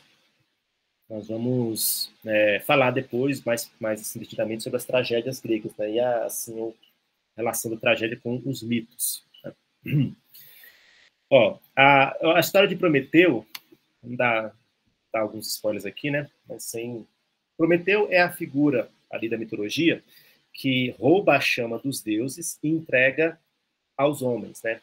e a chama ali seria, né, a gente vai ver aqui que ela assume um conteúdo simbólico, quando ele falar da chama aqui no texto, né? Ela é entendida, né? Uma das interpretações é que ela seria a razão, né? Então a chama seria o símbolo da razão, né? Que ele entrega aos homens e que permite que os homens então possam fabricar coisas e criar, né? E aí por isso ele é castigado por Zeus, né? E o castigo dele é ser preso sob uma montanha e depois disso acho que é a águia de Zeus, se eu não me engano, todo dia vem e devora as entranhas que Prometeu. É o fígado, eu acho, na verdade, né? Que depois se regenera e aí no outro dia ela vem de novo. Então ela vai passar, né? Ele não passa a eternidade, tem um momento que ele é liberto, né? Ele passa muito tempo, né? Com esse suplício, sofrendo esse suplício, né? Então veja, aí por exemplo, tem lá um tragediógrafo como Ésquilo que pega essa história e agora vai contar essa história, né? Mas é claro, a história ela é contada sempre na tradição oral, né, de forma muito resumida. Então o Ésquilo agora vai produzir uma história em que ele vai destacar um certo aspecto, ele vai dar um tratamento literário, e aí você começa a notar o poder, né, que a coisa ganha. Vamos ler aqui, Ana Maria. Vamos fazer o seguinte, os personagens que abrem aqui, eu vou ler só até a parte da primeira fala do Prometeu. Aí nessa primeira parte aparecem Hefesto, que é um dos filhos de Zeus, é o deus ferreiro, né? Essas duas personagens aí que são divindades auxiliares de Zeus, que é o poder e a força. Numa outra tradução que eu li, né, a força, na verdade, que é bia em grego, é traduzido por violência, e eu gosto mais. Eu acho que a violência ali faz mais sentido, né? E depois aparece Prometeu. Vamos lá, então. Então, cenário. Ao fundo, um maciço rochoso, entram poder e força arrastando Prometeu, seguidos por Hefesto, mancando e levando seus instrumentos de ferreiro. Aí você faz o poder, Ana Maria, eu faço Hefesto aí. Tá, deixa eu aumentar aqui. Aqui estamos nós, neste lugar remoto, marchando num deserto pelo chão da Sítia, onde nenhuma criatura humana vive. Pensa somente, Hefesto, nas ordens de Zeus, teu pai, e em acorrentar nessas montanhas de inacessíveis píncaros um criminoso com cadeias indestrutíveis de aço puro. Ele roubou teu privilégio, o fogo rubro de onde nasceram todas as artes humanas, para presenteá-lo aos mortais indefesos. É hora de pagar aos deuses por seu crime e de aprender a resignar-se humildemente ao mando soberano de Zeus poderoso, deixando de querer ser o benfeitor dos homens. Aqui findou poder e força, esta missão atribuída a vós por Zeus. Já a cumpristes e nada mais agora vos retém aqui. Quanto a mim mesmo, sinto que me falta o ânimo para prender, usando a violência, um Deus, um imortal, e mais ainda, meu irmão, neste cume batido pelas tempestades. De minha parte, devo encher-me de coragem para a missão, pois negligenciar as ordens de um pai é falta cuja punição é dura. És muito audaz, aqui já é o Hefesto dirigindo ao Prometeu, né? És muito audaz em todos os teus pensamentos, filho da sábia Temis, e contrariando as minhas intenções e as tuas, vou pregar-te nessa isolada rocha, longe dos caminhos, com elos inflexíveis de aço indestrutível. Aqui não poderás ouvir a voz dos homens, nem ver a imagem deles. E sempre queimado pelo fogo inclemente do sol flamejante, terás a flor da pele escura e ressecada. Por toda a eternidade, verás com alívio a noite recobrindo a esplendorosa luz com seu imenso manto repleto de estrelas. E por seu turno o sol evaporar na aurora o orvalho gélido, sem que a pungente dor de um mal perenemente vinculado a ti descuide-se de corroer a tua carne. Pois teu libertador ainda não nasceu. Eis tua recompensa por haver querido agir como se fosses benfeitor dos homens. Deus, descuidoso do rancor dos outros deuses, quiseste transgredir um direito sagrado, dando aos mortais as prerrogativas divinas, e como recompensa permanecerás numa vigília dolorosa, sempre em pé, sem conseguir dormir nem dobrar os joelhos. Terás tempo bastante aqui para externar teus gemidos sem fim e vãs lamentações. É sempre duro o coração dos novos reis. Agora hajamos sem demora e sem queixumes. Não abominas o Deus amaldiçoado entre todos os deuses que ousou entregar teus privilégios aos efêmeros mortais? São fortes, muito fortes, os laços de sangue, principalmente quando juntam-se à afeição. Concordo, mas é menos temerário, Hefesto, deixar de obedecer às ordens de teu pai? Tua ousadia iguala a tua crueldade. Nossas lamentações não poderão salvá-lo. Não te fatigues gemendo por coisa alguma. Nossa missão é realmente detestável. É inútil maldizê-la. Com toda a franqueza, o teu ofício não é causa destes males. Ah, se eu permitisse... Não, desculpa. Se o céu permitisse, de qualquer maneira, que esta missão coubesse a outra divindade. Todos temos a sorte predeterminada. A única exceção é Zeus, o rei dos deuses. Somente ele é livre entre imortais e homens. Eu mesmo vejo e nada tenho a ponderar. Então apressa-te a cravá-lo no rochedo, que Zeus não veja a tua hesitação aqui. Ele já pode ver-me, com cravos nas mãos. Põe a corrente nos pulsos deste rebelde. Depois usa o martelo e prende-o ao rochedo, malhando logo com todas as tuas forças. Tudo está sendo feito sem qualquer descaso. Malha mais forte, aperta, não deve haver folga. Ele é capaz até de feitos impossíveis. Prendi um braço, ele não poderá soltá-lo. Agora o outro. Vê se o pregas para sempre. Ele deve ficar sabendo muito bem que sua astúcia não se sobrepõe a Zeus. Só ele pode censurar a minha obra. Sem perder tempo, enfia resolutamente no meio do seu peito, como te compete, o dente muito duro deste cravo de aço. Sofro em surdina por teus males, Prometeu. Hesitas e até gemes por um inimigo de Zeus. Dou-te um conselho. Deves ter cuidado para não te queixares mais e por ti mesmo. Vês o que os olhos nunca deveriam ver. Ele está tendo a sorte merecida. Vamos, lança o cinto de bronze em volta de seus flancos. Sou constrangido a isto. Não me des mais ordens. Tenho de dar-te outras. Não terás repouso. Abaixa-te e ata à força os tornozelos dele. Pronto, está feito. E sem maior esforço meu. Agora aperta ainda mais para que a peia penetre em sua carne. O avaliador do cumprimento de nossa missão é duro. Tuas palavras correspondem a teu físico. Ser fraco, se te agrada, mas não me censures se te pareço impiedoso e exigente. Portanto, pois seus membros estão todos presos. Partamos, pois seus membros estão todos presos. Dirigindo-se a Prometeu. Sê insolente agora à tua maneira e rouba aos deuses todos os seus privilégios para entregá-los às criaturas efêmeras, que alívio poderão trazer-te os frágeis homens? Chamando-te de Prometeu, os deuses erram. Desculpa. Vai procurar em outra parte quem prometa livrar-te desta obra bem executada. Beleza, vamos parar por aqui. Só um gostinho aí. O Vitor disse que vai sair, tudo bem. A professora Alessandra também, agradeço a presença de vocês. Bem, pessoal, isso aí é só assim para a gente ter um gostinho aí, né, que a gente vai fazer neste semestre. Lembrando, né, a partir do próximo encontro, a coisa vai mudar de figura, né? Nesse primeiro encontro, a leitura das narrativas entraram para ilustrar a minha exposição e para também dar um gostinho para vocês aí da nossa atividade que nós realizaremos esse semestre.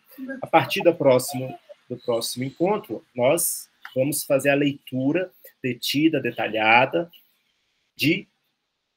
dos mitos, ok?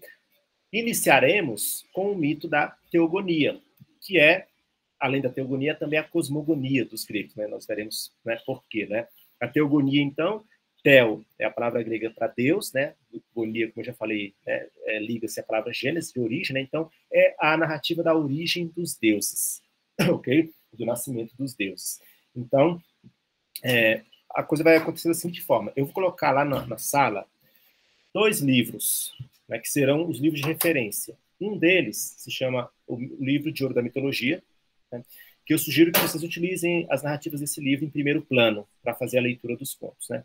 Vou colocar um segundo, que é um livro assim, pequeno, que tem várias narrativas, né, e que eu sugiro que vocês leiam esse livro assim, de forma paralela aqui à atividade, para que vocês possam entrar em contato com outras narrativas que não só as que nós estudaremos aqui.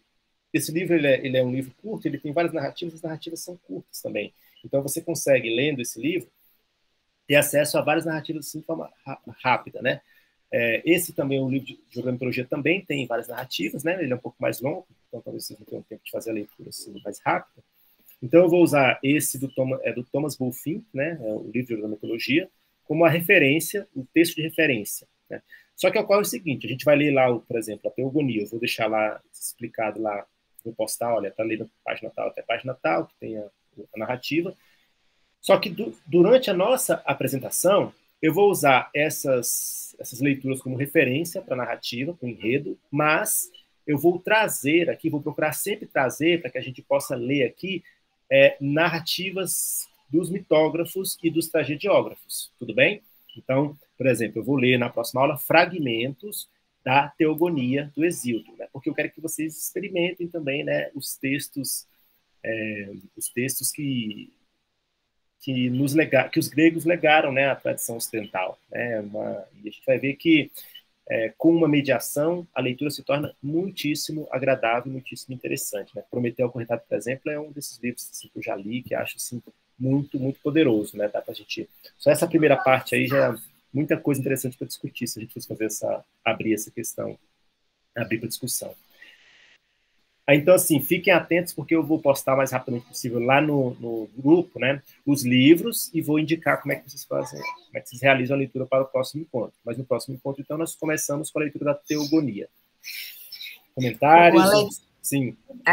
Aí já dá para separar um caderno também só para essas análises, né? Porque hoje foi tão rico, nossa. Assim, já vou separar meu caderninho mais para isso, né? Muito bacana. Eu vou fazer o seguinte, então. Eu vou postar lá na sala também as anotações que eu preparei para esta apresentação, porque quem quiser consultar essas anotações, né, para rememorar o que eu disse aqui, e, aliás, na verdade, ainda faltou aqui uma parte que depois eu vou voltar a falar, que é sobre a recepção dos mitos, né, e sobre a forma como os mitos foram interpretados, né. Então, vou colocar lá, já que a professora falou, mas eu acho essa ideia muito boa, e, na verdade, é uma prática minha. Quando eu vou estudar algum tema, geralmente eu abro um caderninho aqui no meu computador para anotar tudo sobre aquele tema. É muito interessante. E agradecer ao Albeiro, porque ele fez tanto intertexto bacana. Muito bacana. Obrigada mesmo. Sim, sim. Pode falar, Rayane.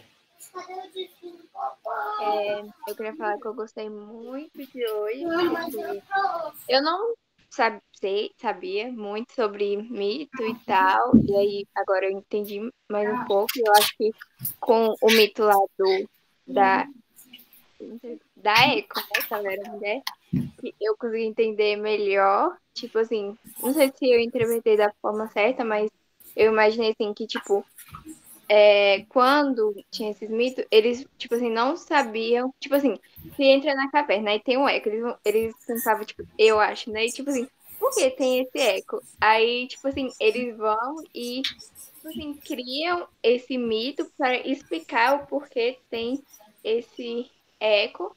E daí, naquela parte que o senhor mostrou de filmes e livros, né?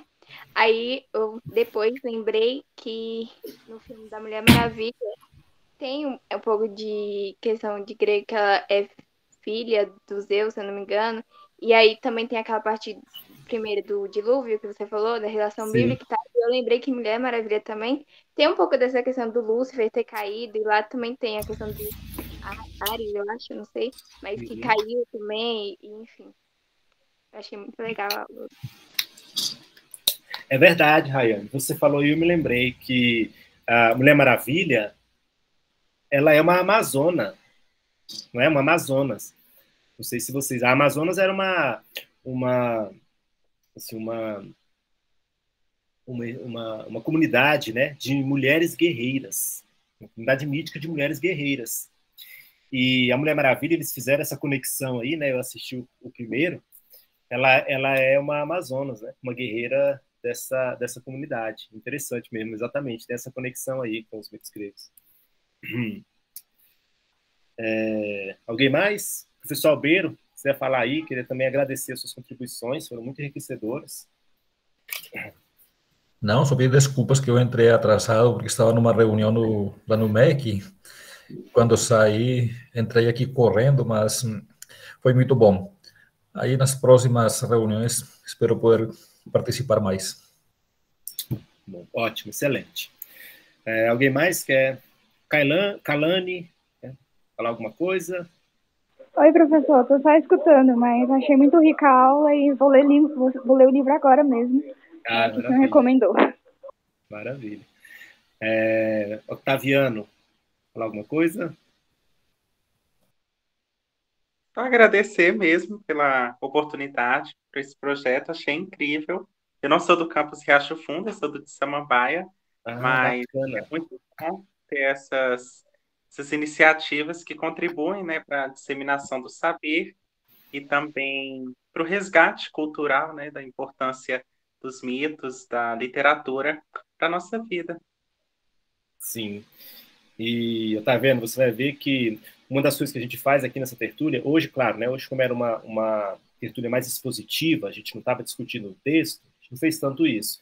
Mas uma coisa que eu procuro fazer e que sempre assim, é muito bacana é a gente tentar conectar a nossa leitura com a nossa vida. Então, por exemplo, a gente leu, os colegas aí que podem dar testemunho, né, nas leituras que nós temos dos contos de fadas, né, em vários momentos, né, nós discutimos os ecos daquela mensagem na nossa vida, né? Então é isso que a gente também vai procurar fazer com os mitos, né? Então por isso que recomendo de fato que vocês se esforcem para participar, porque não é uma leitura literária, digamos assim, que quer apenas fazer análise textual aqui, entendeu? É uma leitura literária que considera a literatura como um componente muito mais vivo e ligado à nossa vida.